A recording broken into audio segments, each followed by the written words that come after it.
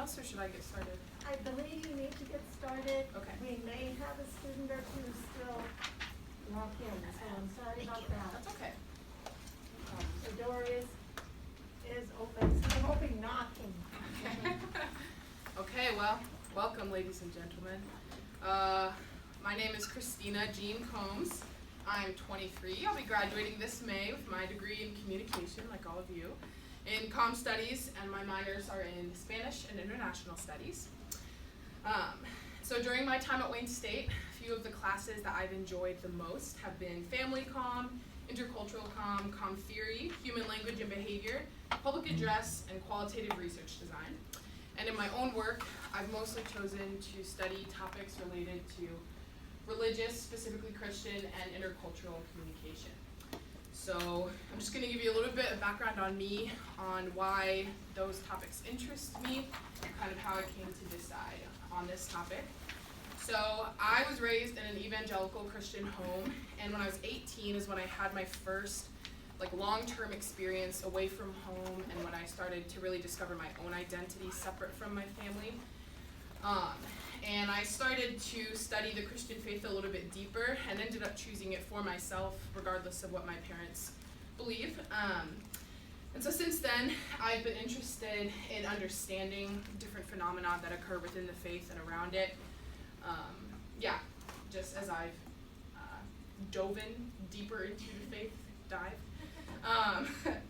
And then additionally, I was raised with an appreciation for different cultures. On my mom's side of the family, my family is very well traveled. Most of them are bilingual in Spanish and French, at least. And my mom really sought to expose us to different languages, cultures, and races as we grew up. When we were wealthy enough to have a housekeeper, she would only hire people who didn't speak English, so that we would just be around the language and be forced to try and communicate with them. And then she would label different items around the room, like clock and fridge, in English, French, and Spanish. And we would watch these TV shows. It was the same episode, but it was in English, Spanish, Japanese, French. I don't remember what else. So that was really part of my life from a very young age. And when I was 18 and I went outside the U.S. for the first time, I experienced so much new and different things being in a different culture, which I learned afterwards was culture shock, what I was experiencing. But after returning to the United States and coming to college, I've really used a lot of those experiences to drive my own research and just trying to understand the phenomena that I experienced while abroad. So, let's see, that's what I was just on. Okay, so these are a few of my papers that are relevant to these topics from my time here. So, La Experiencia Gringa, Contrast of Physical Descriptors as Terms of Endearment in Costa Rica and the United States. So that paper was about words like gringo, gordita, flaco, negrita, terms like that are, when translated into English, are just insults, but in their original context, those terms aren't meant as insults. And I experienced a lot of those while I was in Costa Rica and just wanted to understand what they're actually meant as, and they're really not meant as insults, even though, if you say them to somebody here in the United States, they'll definitely be interpreted as an insult. And then how Americans are perceived, ethnocentrism in American culture. That stemmed from really discovering that Americans tend to be, including myself, tend to be pretty arrogant and prideful about our own culture. And that was something I just never known and never experienced until going abroad and being confronted with the differences between us and Canadians and Germans. So I studied just kind of where that comes from and what that looks like. And then missionary communication challenges, qualitative study of communication habits in international Christian missions is my paper that was accepted to the Central States Convention in 2020. I wasn't able to present it because of COVID, but that was definitely a real highlight, was having that paper accepted.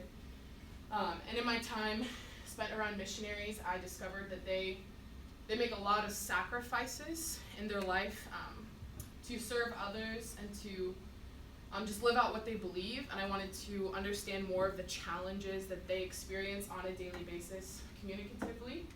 So I was able to interview missionaries to Côte d'Ivoire, the Ivory Coast, Kenya, and China in that. And then language barriers in healthcare, that was a really important topic to study, I felt, because of how many people we have in the US today that aren't completely literate, especially not in health literacy, but literate in English. And there just needs to be more translators, telehealth translators, to provide healthcare in the native language for people who don't speak English, and so many health errors can happen and have really devastating consequences when there's a language barrier in healthcare. And then my last project is what I'm working on right now, my honors project, Perceptions of the Other in U.S. Christian Denominationalism. And I'll share a little bit about this later, because I'm going to share some of the data I've collected so far. But this kind of stemmed from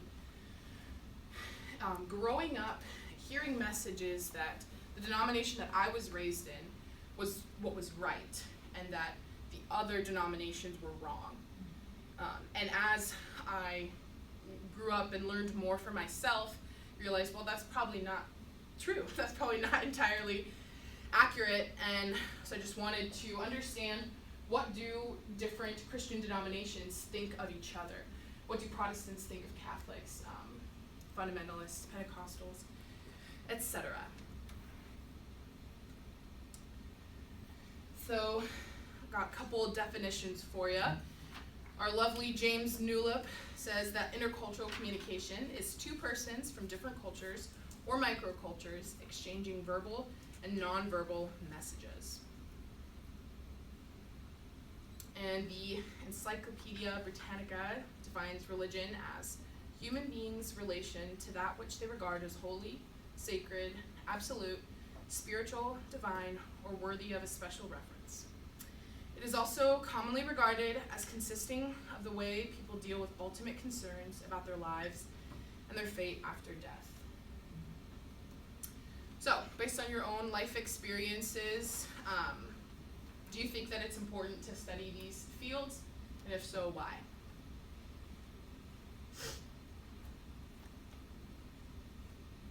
You want us to write a little bit, and then we can? No, shout it out. Sorry, Chad. I was gonna say, so I used to be religious.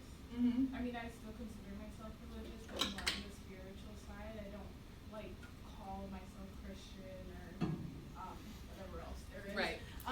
But I do find that it is important to learn why I don't choose to call myself Christian or Catholic or all of those things, and kind of learning about those different religions and different denominations was really important for me to make my decision. So I do think that it is important to kind of understand. It helps you understand yourself a little bit more.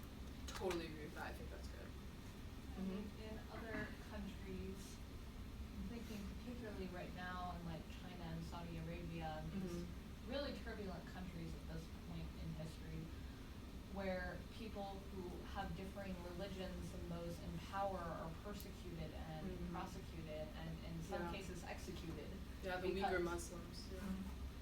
So I think it's important that especially individuals that come from such a free and remarkable country as the United States, where we have the ability and the freedom to learn about other religions without fear for our lives, to explore those religions and to explore the differences, because the more we know, the more tolerant we become.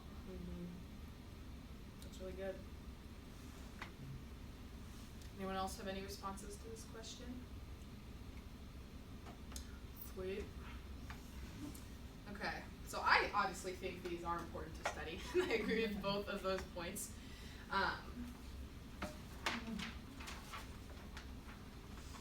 So intercultural communication is extremely vital because the world is composed of so many different cultures. It's, contrary to what we think sometimes growing up, it's not just the United States. And so being able to be a competent communicator interculturally is an extremely important skill that will serve anyone really well in their career, but in their life in general, in their future to come. And then religion just is very important to many people in and outside of the U.S. What a person believes about life and death drives their actions, how they make decisions and find a purpose. And so these areas warrant study. Religion touches everything about the world around us, from the explanations we seek about creation of the universe and our purpose within, to the higher power behind the things, to the way we believe, treat one another, interact with society, to the values, laws, and beliefs that govern us.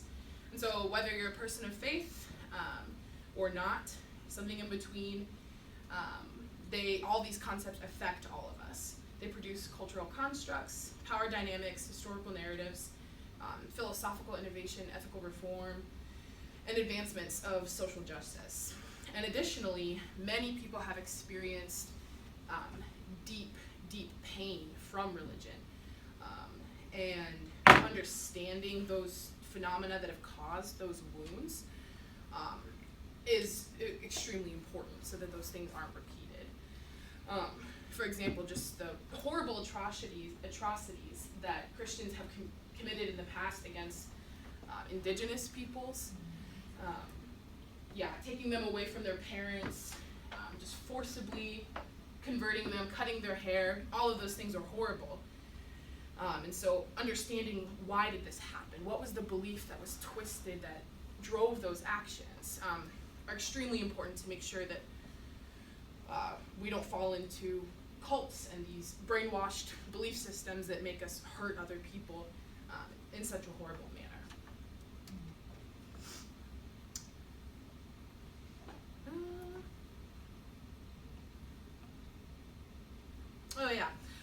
What, if anything, do intercultural and religious communication have in common, or do you think nothing? Well, I think you could almost think of different religious groups as different cultures because they have their own traditions, their own terminology, all of that stuff that kind of makes it a culture within itself. So that's why they're so similar. That's true. Yeah. That's a good point. Anyone else? Yes. I was going to say, just as Claire mentioned here, you can't separate them. They're linked closely together.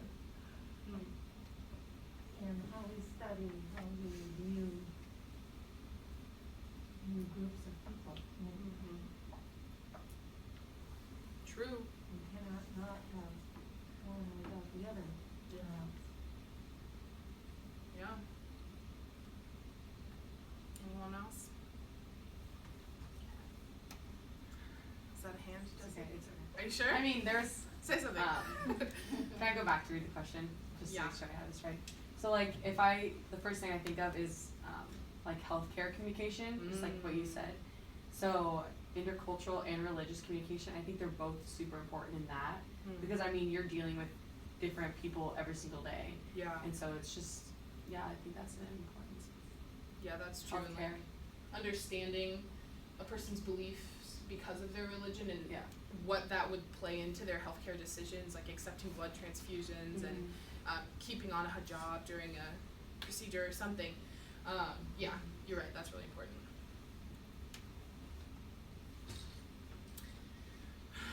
Okay, so religious and intercultural communication have many points of intersection and overlap. I first discovered this when I was working on my paper in qualitative research design on missionary communication. So I'm going to read you an excerpt of my paper where I discovered this phenomena.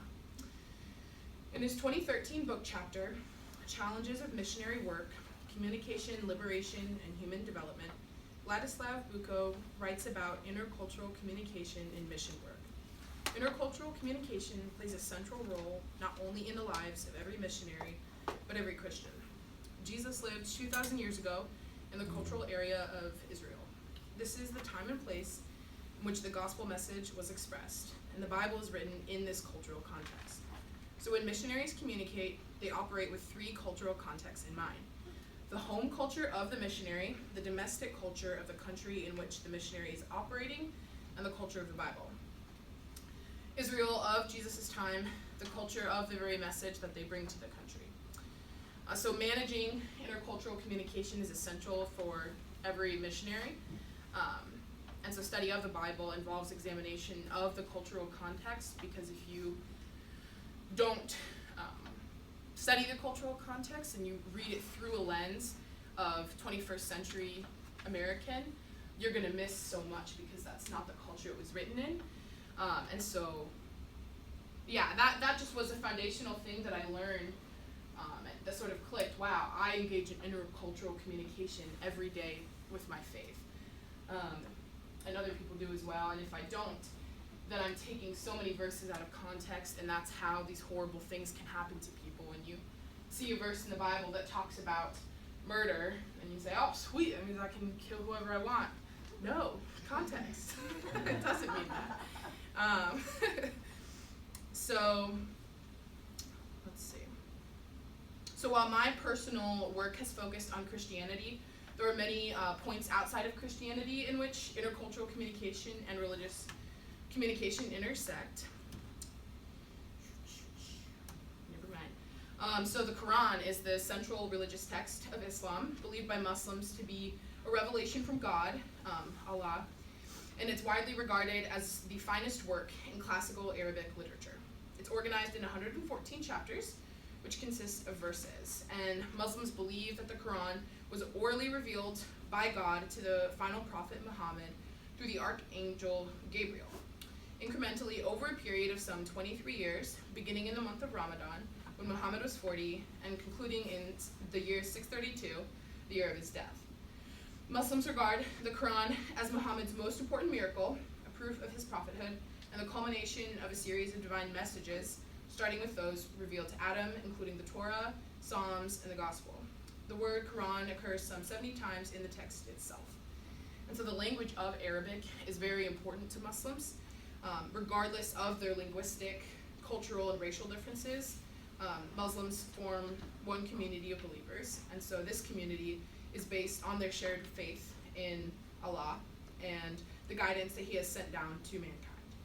So His final revelation to mankind, the Quran, which was sent over 1,400 years ago in the Arabic language, means that the Arabic language is the language that serves as the common link for all Muslims, which is already a very diverse community of believers. But yeah, so that's what they are unified over, is that message that came in that language. And so the original Arabic text of the Quran has been preserved from the time of its revelation, and translations have been done to various languages, but some people believe that it is not permissible to translate the Quran into English, and that it's very, very important for practicing Muslims to read it in its original Arabic. And even if you don't believe that, most Muslims do try to learn Arabic, even just for the prayers that they say out loud. So it's very important to people of that faith. So you really, like Deb said, you just can't separate the intercultural from religious in that context. So religion plays an important role in intercultural communication. It helps unite people from diverse cultures, and people with the same religion from all around the world have their belief originated from the same language. So have any of you had an intercultural or religious experience that was confusing and left you with questions? And if so, what? Let's skip around here a little bit. Here it is. That question.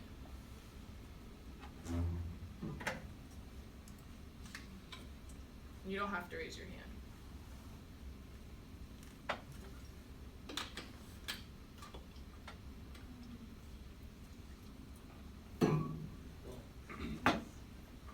Yeah, I'll talk.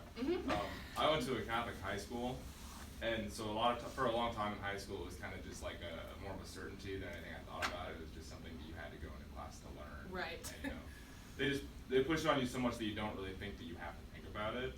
But once you get old enough, that first couple years of high school, and you really start questioning things, those classes become a lot more, and they're meant to test you and make you finally think about what they've been teaching you.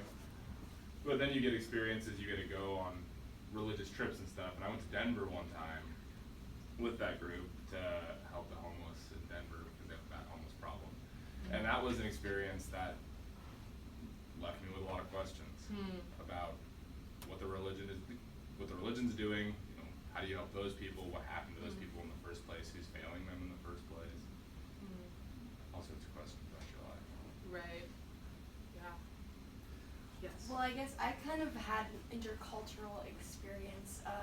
When I was like in elementary school, we had a foreign exchange student live with us from Sao Paulo, Brazil, and I wouldn't say that. I mean, I was necessarily left with a bunch of questions, but it was very interesting to like learn the different things that they do in their culture and what's normal to them, and what we have in the States that's different, than what they have, or just life experiences can be so different in both places. Yeah. Yeah, that's good. I actually have a friend that's a Jehovah's Witness. Ooh, juicy. And which I know a lot of people like that. But I guess I had a lot of questions just because the typical Jehovah's Witness that you watch on TV, they're like, don't open the door for them because they're like coming knocking or whatever. And she's completely like the opposite of that. But listening and like hearing about her religion and how sometimes like what they do at church, I would be questioning a lot of things because I'd be like, that just doesn't sound like that's like a normal thing you would do, like especially when it comes to marriage. So they have like hired people within the church, and if somebody does something wrong, like the whole entire church shames them. And I was just like, that's a little bit weird, especially when that's supposed to be a place that you're supposed to come and like worship God. So I had a lot of questions when it came to that. Yeah, that's really interesting. I have questions too. Yeah. Yeah, Jehovah's Witness is very interesting. I learned a couple summers ago that like they believe that only 144,000 people will be in heaven, and that this is kind of like hell, but also not. But this is where the rest of people will remain. So yeah, very interesting. She said that. I was like, well, what do you think happens when people die? And she's like, well, you just go to sleep forever. And I was like, Yeah. I don't know if that's right. That's funny. Yeah, very interesting.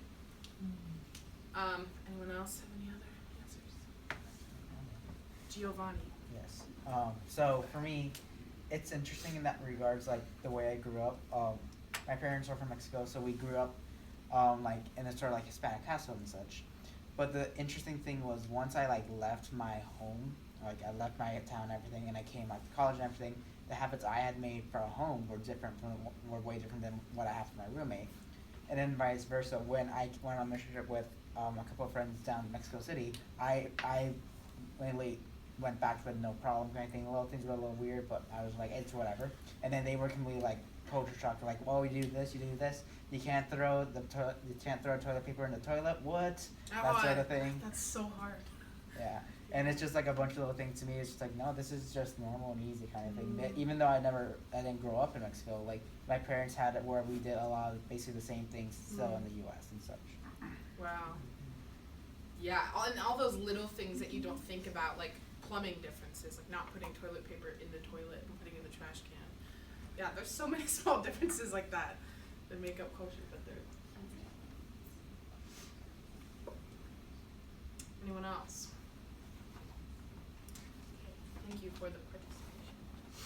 Okay, so I'm gonna go to a video next.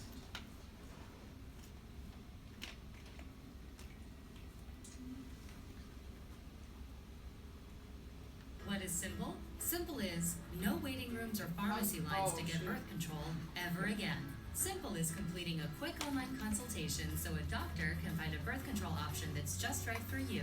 Simple is free birth control with insurance, or $15 a month without it, and free delivery right to your door. Simple is rave reviews from women who found a better way, because Simple Health makes birth control simple. See how simple How it does is. technology work? Have you escape? I think I ended it, but it's fine. Escape There was you not go. working. Alright. Okay. So this is Jackie and Preston. Jackie Hill Perry, Preston Perry. They are married. They are two of my most favorite people. And I really like them because they provide a lot of insight into the Black American community within the Christian church, and just different experiences, opinions, and hurt that community has. So yeah, I love learning from them, but I'm just going to share a few minutes of an excerpt of them answering this question. Wilson, hey Terrence. That's how we would say your name in St. Louis. Terrence. Terrence. Hey Terrence Wilson. Can you dig into why you think Black people are leaving white evangelical churches in droves? Myself and pretty much all of my Black friends have left their church where it was predominantly white. I have white friends and I keep trying to explain it to them, but all I can say is that the lack of diversity and lack of attention to social injustice has made me not want to step foot back in a white evangelical church. Thoughts? Yeah, I mean, It's called The Exodus. There was an article about that actually. yeah, man. I wrote about this a couple of years ago in a poem I wrote called "You Are Christian," and I think what a lot of Black Christians feel is legit. I think it was a time in which we began to discover quote unquote sound theology, and a lot of us we exited the Black church because we thought Black culture wasn't sound, and so a lot of times in the Which Black was a church, white evangelical yeah, thing that they taught us. yeah, and so a lot of times we associate Black church culture with doctrine not being sound, and that's just not necessarily the case. And so I think it was a time in which we, got hip to, still great, solid white evangelical teachers, and but we abandoned a lot of what we learned from the Black church. And so I think when a lot of these injustices start happening with Black people being killed and dudes and stuff like that, and we saw the lack of response, I think it hurt us in a way because we left so much in order to seek sound theology. And so I think it has to be a balance. For me, I don't think it's anything wrong with going to a community where you feel loved, like the whole of you feel loved, accepted, embraced. Don't just leave without challenging them. That's the critique or the advice that I would give. I think that a lot of us we're emotional now, and which is we're justified in being emotional. But I would say don't leave without challenging your white brothers and sisters to think about a different narrative. Because what we have to understand is that people in these white spaces, they've always been in this space, and so a lot of their silence or their non-compliance to things that has happened, it's all they know. And so if you never challenge, and you never push back, or you never bring a different perspective to them, how can they grow and learn? And so we really want to be the body of Christ, and we really feel like you're called to a multicultural church, or even to a white evangelical church. Don't just leave off pure emotion without being brave and courageous and bring it to your leadership and say, this is how I feel. But if you have done that and you feel as if nothing has happened, if you feel like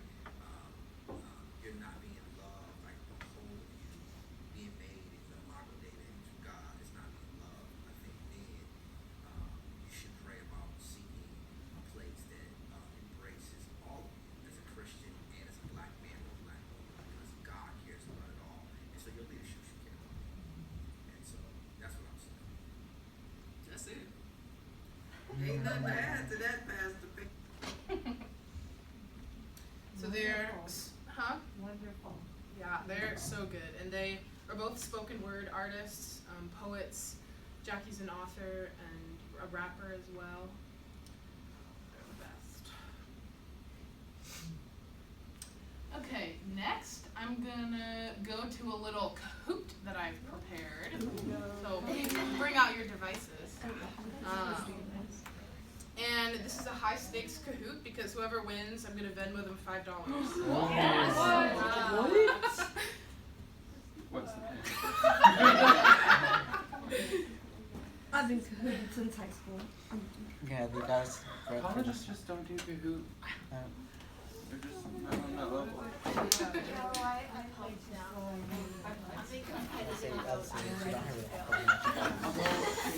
Laptop exists, Chris? One of my professors used something like this.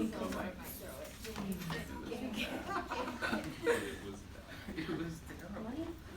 Jack, remind me. No, don't look at the answers. What are the? Wait, no. They don't show. It doesn't show the answers. You're okay. Well, I just am preparing the questions. Yes. Get your. What is happening? Continue with basic for up to 10 players. Continue. We can play it for people next to us. Well, like, but it's not even starting, you know what I mean? Like I have the. What about practice? Are you logged in? I am, I just. There you go. No.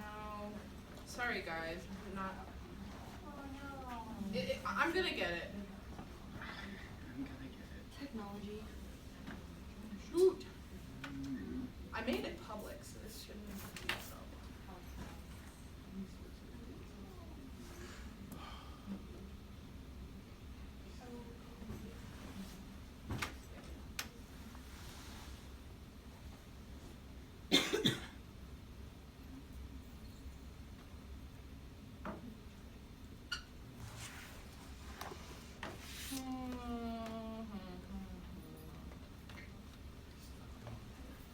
Maybe click library up top. Okay. Says library. Ah, play.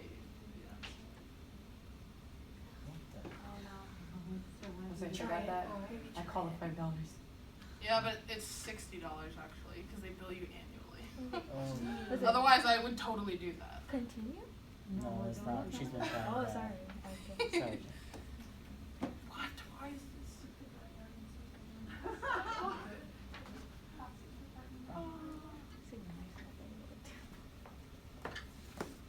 Yay! That would have been so sad. My dream would have been lost. Show me the pen. Give it to me. Oh, here we go. Sorry, his name's like It gets in the competitive. Oh, for sure. Like, We're all going up. Oh, look at you guys. I already signed up. I don't like to lose. Wow. Okay.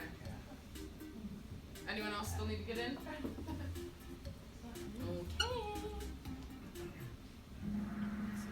Kahoot at home. Will you take down your thing? Yeah, I was gonna say. Oh, sorry, Or yes. like move it to the side. We need to. True or false?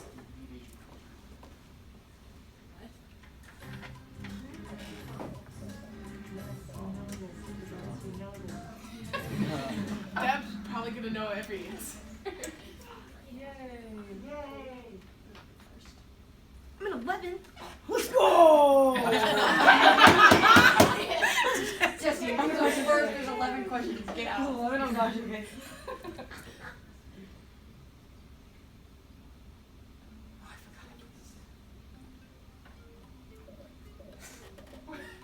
Shoddy thicker than a bullet.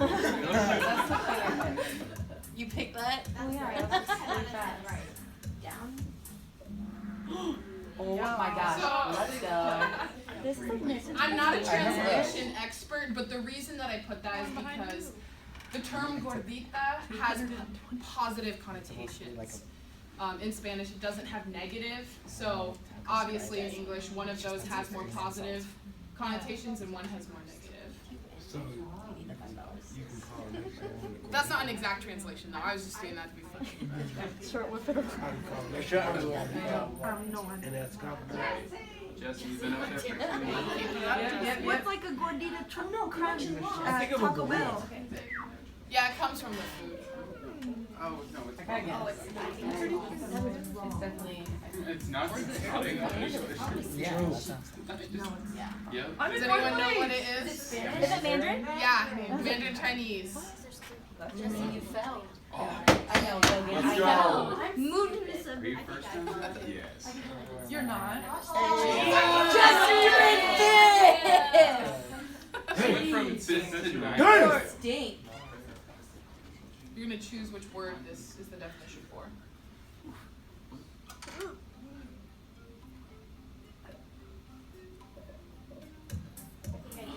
I think I did it wrong. Wow. Nice. Man, that got some people on it. Look, it's okay. I don't need to Yeah, me too. I don't. This isn't my area of expertise. It's okay. Gio's John's gonna go. I'm still here. Look, I've taken theater classes. I think I might know this. I don't really know. I should know this, but I don't. Oh, that sounds right. What? What? Yay. Yeah, Yeah. Greek, Hebrew, and Aramaic. The Bible was written in. Wait, it's It not was- in Latin? No, It's not. not Latin. I didn't even know I there feel were lied to for some reason. I swear all my life I've been totally lied. And it is strange because so much of like the Catholic Church and the Pope, that's all Latin. Latin. Yeah. But no, the Bible was not written in Latin at all. And they spoke Latin at the time, so people I feel deceived. Yeah, me too. My life a lot. don't know what to tell you. Like in all Hey, Gio's blown away. I got Still bumps here. in 9. Just you Pulling 2,000 it points down. behind Gio. Oh, fresh. I think I should Oh, I know picked this. the wrong one. Oh wait, as a Christian, I feel like it does not have Holy Trinity. I don't know that I think it's said in the Bible though. If it's not, I'm gonna walk out. The Holy Trinity. I was right. Yeah, the word Trinity is not in the Bible. It's not. We talk about it, but it's never actually. Why? The Holy Trinity. Where does the Holy Trinity So come from? the concept of the Trinity is in the Bible, But it like, doesn't say it. but Doesn't it say never says the specifically. word Trinity. Oh my gosh. Yeah, Yeah, that's that's like a man-made word, obviously, to explain the concept. It doesn't say it. Well, every word is. back on the board. That's the Holy Come on, Claire. I'm the first one I got I right. totally avoided now what Is it bark an animal-made word? What? You said all words are man-made, so I said is bark an animal-made word? Oh.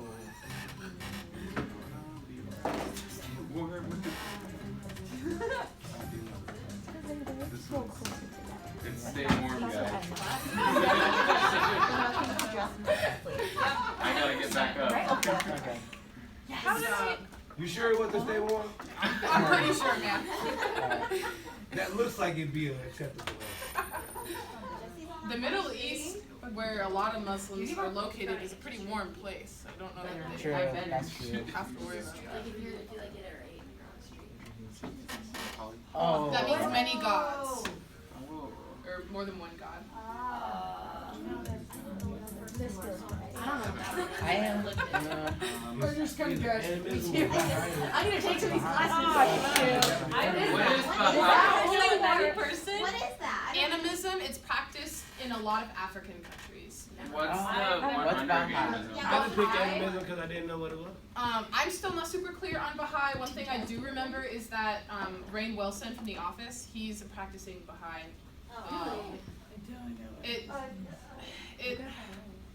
It combined. I don't know. Who got that right?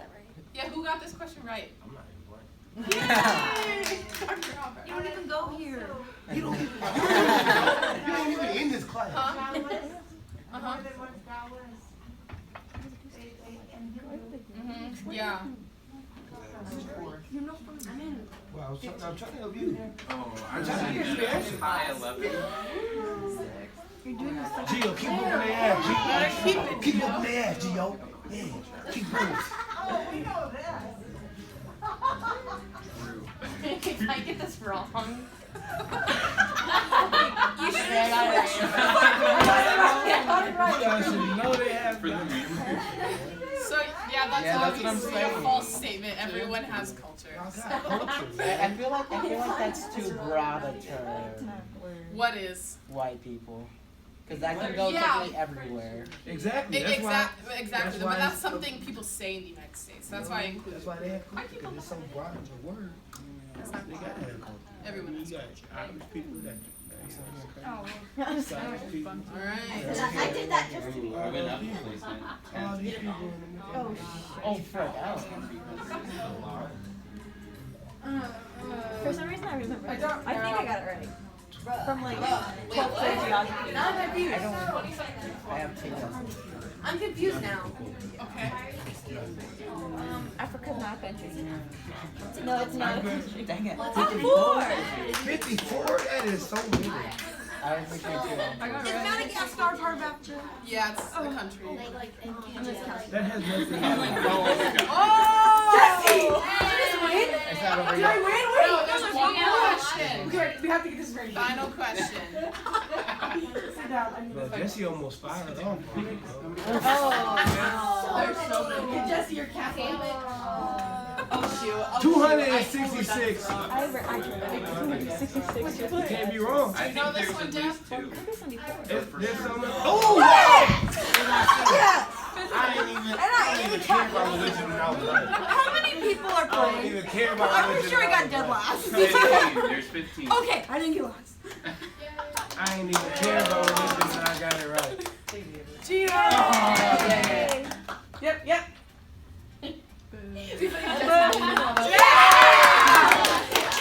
Whoa! Give me your Venmo after this presentation and I'll board, send like, it your way. Gotta catch up. How'd you do that?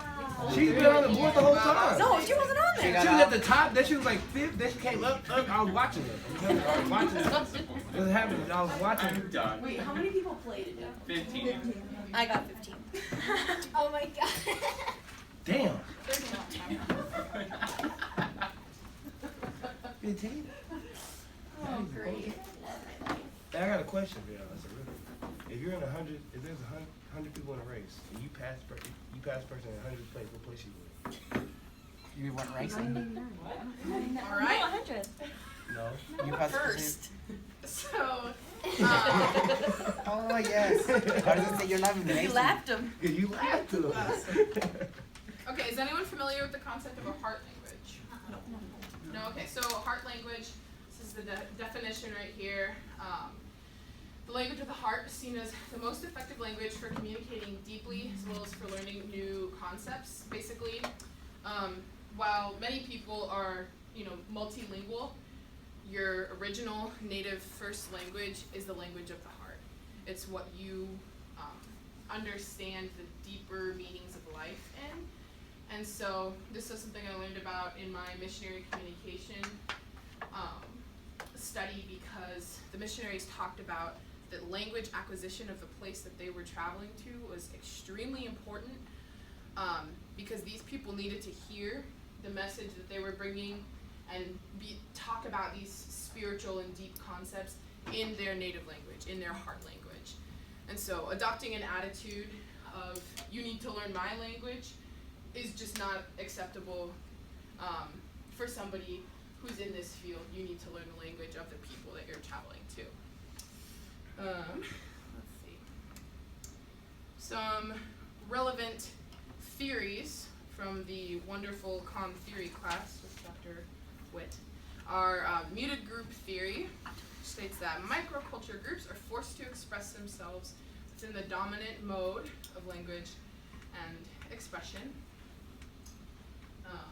And then nonverbal expectancy violations theory posits that people hold expectations about the nonverbal behavior of others.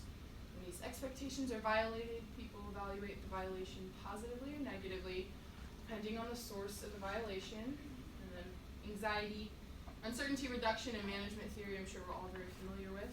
Theory in which the major premise is that when strangers first meet, their primary goal is to reduce uncertainty and then managing that uncertainty. So all of these are definitely relevant when it comes to intercultural communication. And I had trouble finding communication theories for religion. So I don't know, Deb, if you're maybe aware of some, and I just couldn't find them. But even among a first look at communication theory from Dr. What's his face? Griffin, yes, beloved Griffin. I couldn't find anything there. So I don't know. They might be more rhetorical frameworks, more rhetorical analysis, but you're right, Griffin doesn't include any of those really specifically Right. in terms of religious perspectives.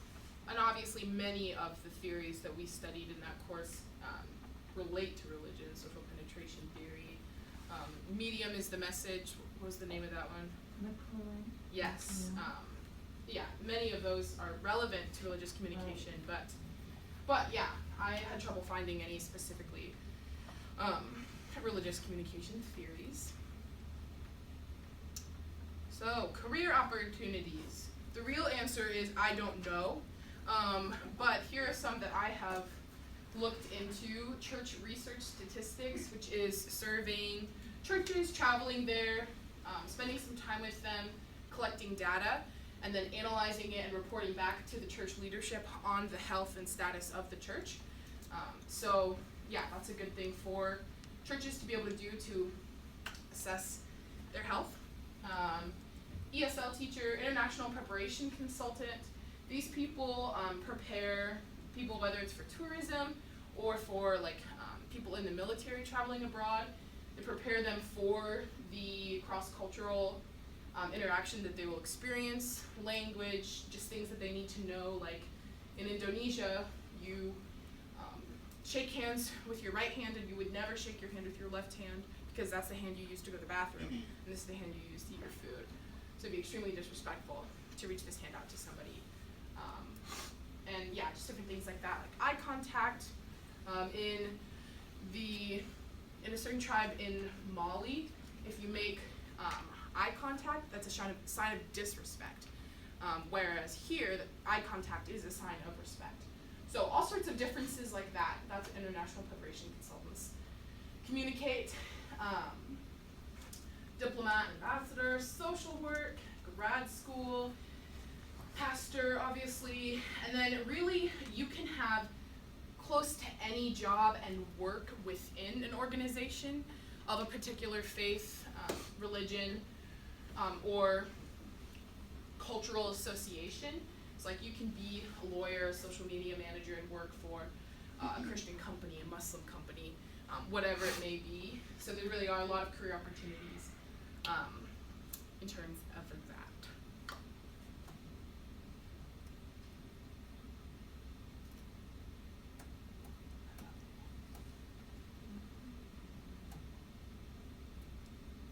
I regret putting these long transitions on my slides. It takes forever.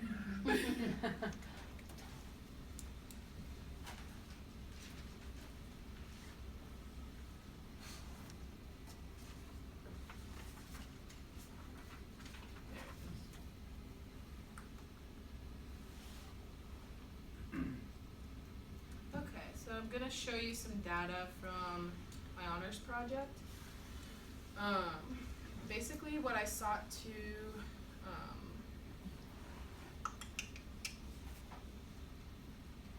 what I'm trying to understand is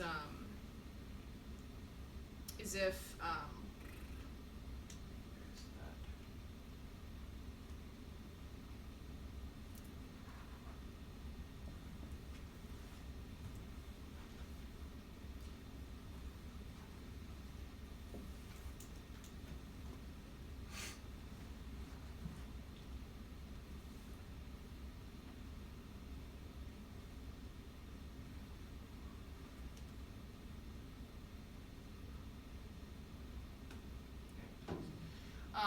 I'm basically just trying to understand whether or not an us versus them mentality exists within Christianity among the different denominations. My hypothesis is that yes, it does exist.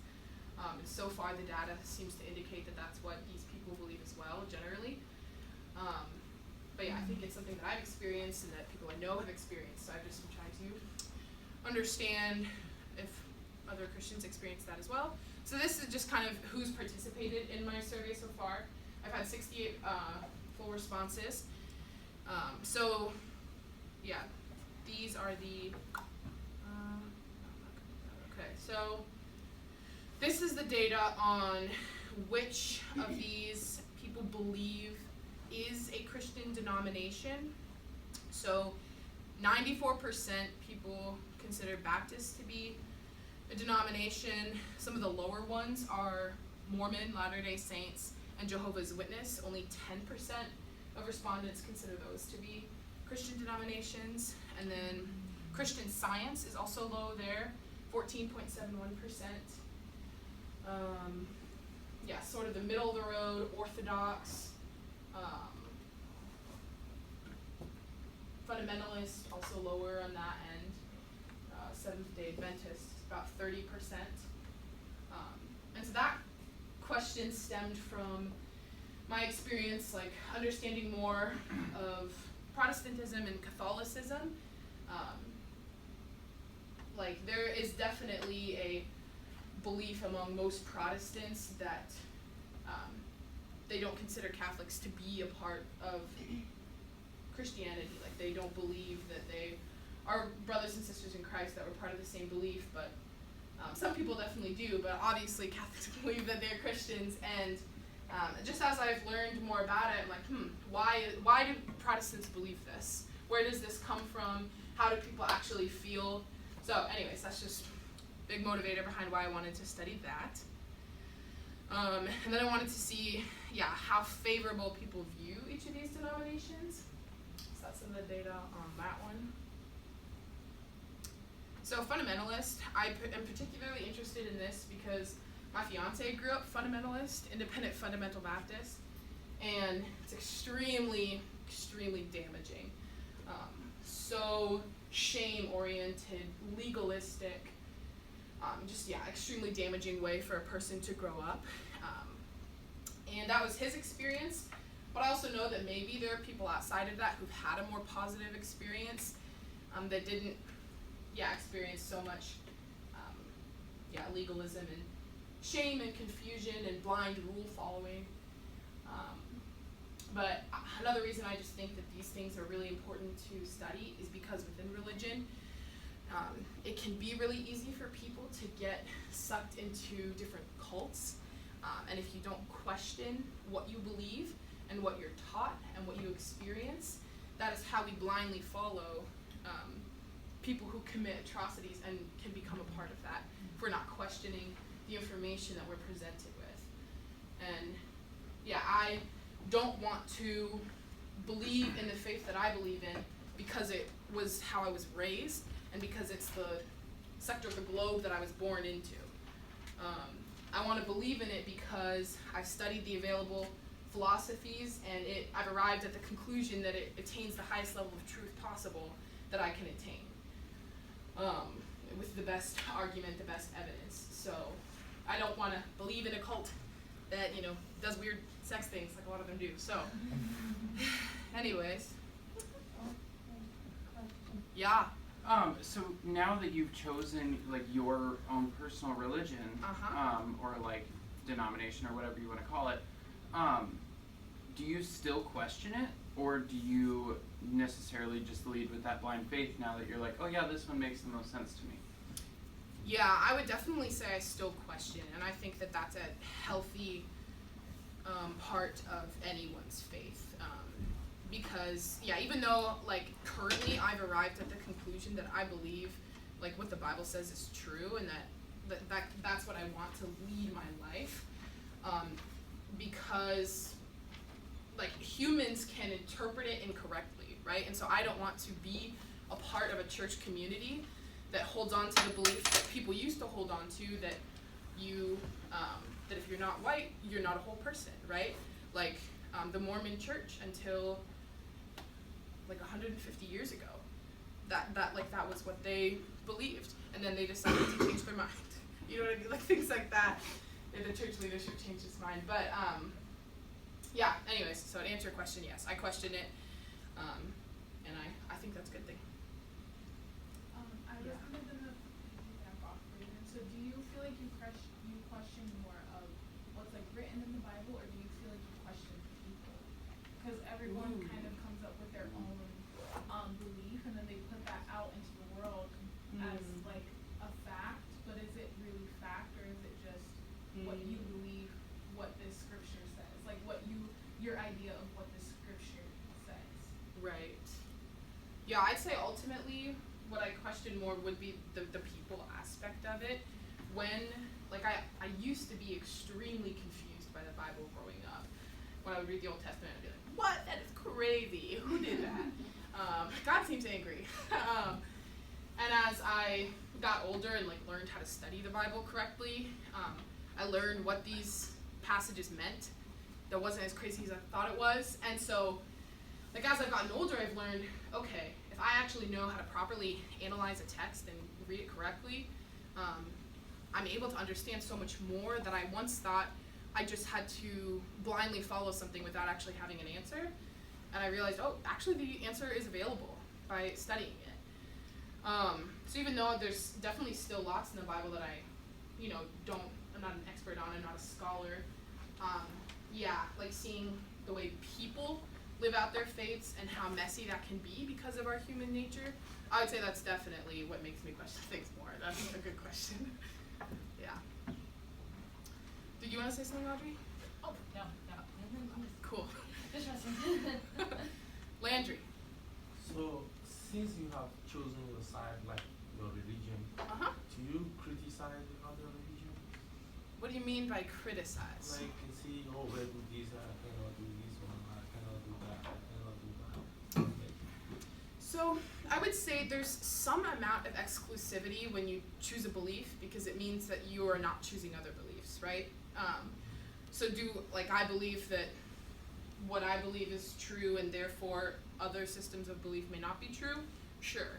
But I also want to be extremely careful about not thinking that I know everything that's right because I don't. And we, as we grow and learn more and change, our beliefs tend to evolve, even if they stay inside the same faith. So, criticize, I would say no. I want to seek to understand why people believe what they believe, even if I don't agree with them. So.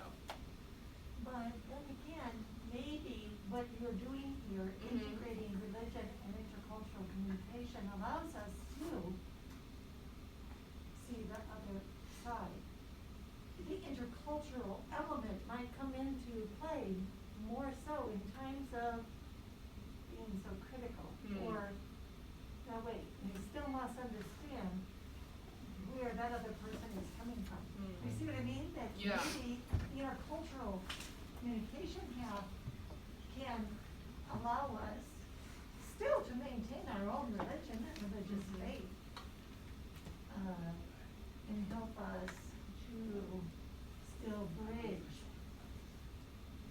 understand another's faith, others' faith. I don't know. Just wanted to- Yeah, no, I think that's good. Does that answer your question? Okay. Any other questions? Let me see. How am I doing on time, Deb? Do I need to wrap it Maybe up? about 10 minutes, for sure, just within 10 minutes. We may have a few more questions. No problem.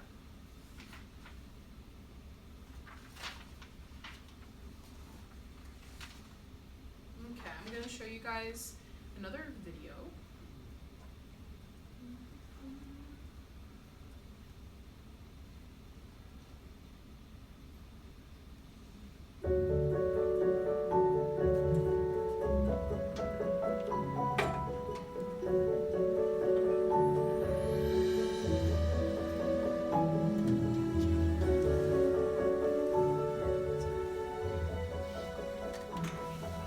For the section of the exhibition which we've called Communicating Faith, which deals with religious texts, comparing the ways that they were used, so we've got texts for prayer, we've got texts for presentation to great people, we've got texts that have been translated, and texts that have been recovered, having been lost. The oldest item that we have in this part of the exhibition is a text for prayer. It's the so-called Nash Papyrus. It dates from the 2nd century before Christ. It's actually several fragments of papyrus containing the Decalogue, the Ten Commandments, and the so-called Shema prayer, which is the bit of the Old Testament which starts, "Hear, O Israel, the Lord your God is one." Until the discovery of the Dead Sea Scrolls, it was actually the oldest surviving manuscript of any part of the Hebrew Bible. This is another text for prayer, but it's an Islamic prayer book. It's the text known as the Dalal al-Khairat. It's an example of a prayer text, very different from the Nash Papyrus and the other items that we have. Well, another sub-theme in the religion section of the exhibition is the translation of texts, which could be a source of great controversy. This looks like a very ancient object. It's actually only 18th century, but it's a translation of the Gospels, the Christian Gospels, into Ethiopic. Not only is it written in this very evocative ancient script, but it also has rather splendid illustrations of the 4 Gospel writers. This is St. Luke. This is actually the only printed book that we have in the religion section of the exhibition, and it's a copy of Tyndale's translation of the New Testament, printed in Antwerp in 1534. Translating the Bible was an act of heresy at the time, according to the mainstream church. The one true translation was the Vulgate into Latin, and only the church had the right to interpret it to the people. Tyndale felt that even the ploughboys at their plough should be able to recite the scripture in their own language. And of course, for his pains, he was strangled and burnt as a heretic 2 years after this translation was published. These are leaves from a Quran written in the 9th century. Was once a very large book, bound in 30 different parts. The leaves were subsequently scattered abroad. There are other fragments surviving now in Oxford, in Istanbul and in Cairo. It would be nice to think with modern digitization techniques that we could reunite this really rather beautiful Quran, at least virtually. This is another text recovered. It's arguably one of the stars of the show, and it's also one of the oldest things we've got. It's the Codex Acinthius. It's a parchment book where the leaves have been scraped and rewritten. What they rewrote on this were in the 11th or 12th century was a text from the Gospels, but underneath it is a very early text of the Gospel of St. Luke. Now the undertext, this very early undertext, was first deciphered in the 19th century. It's now possible using modern imaging techniques to get a much more precise image of what this book would have looked like when it was first written in the 6th or 7th centuries. And once it comes out of the exhibition, we're hoping to be able to do just that.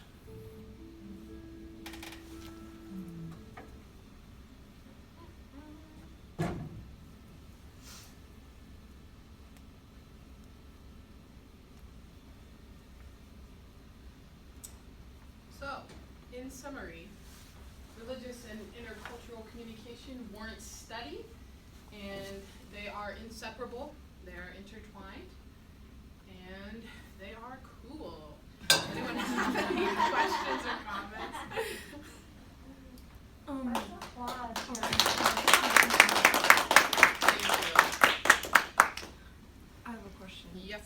so you did your qualitative research, as I know, for missionary work. Mm-hmm. And you taught that you have to understand your religion, the country's religion, and so every missionary, but every Christian in general, engages in intercultural communication every day because you are operating within the cultural context of yourself, the lens you bring into the equation, the cultural context of the people you're going to, and the cultural context of the Bible, because it was written in ancient Israel. So you're operating within 3 cultural contexts at all times. Did you find research that said that missionary work was like more harmful than good? Oh, I'm sure there's been plenty of missionaries that have done so much harm. Yeah. Okay. That's not what my study was about. Okay. But I'm sure there's lots of research on, like I said before, the Christian missionaries that have separated Native children from their families, and yeah. Yeah, because I've just heard a lot of people talk about, like, you're going and preaching, they already have their beliefs, and then you're going and preaching your beliefs and, like, trying to force it upon them, so I was just curious I'm sure about some that. people do, and yeah, that's not how it should be at all. Yeah. Okay, very interesting. I really appreciated the section on the heart element. This is a beautiful concept that needs further development also in the intercultural.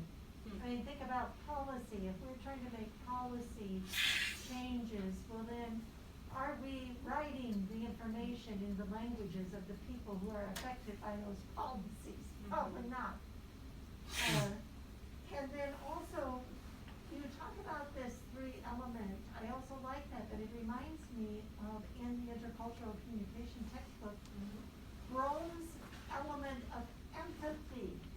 We're operating in 3, what do we share? You have that person's perspective, this person's, where is the empathy, the connection, the 3 cultures? In a way, he talks about 3, we're operating in a 3 cultural perspective too. So there might be further development for you. Should go back and read that. Yeah, that'd be great. Wow, this was really interesting. Thank you so much. Let's applaud again.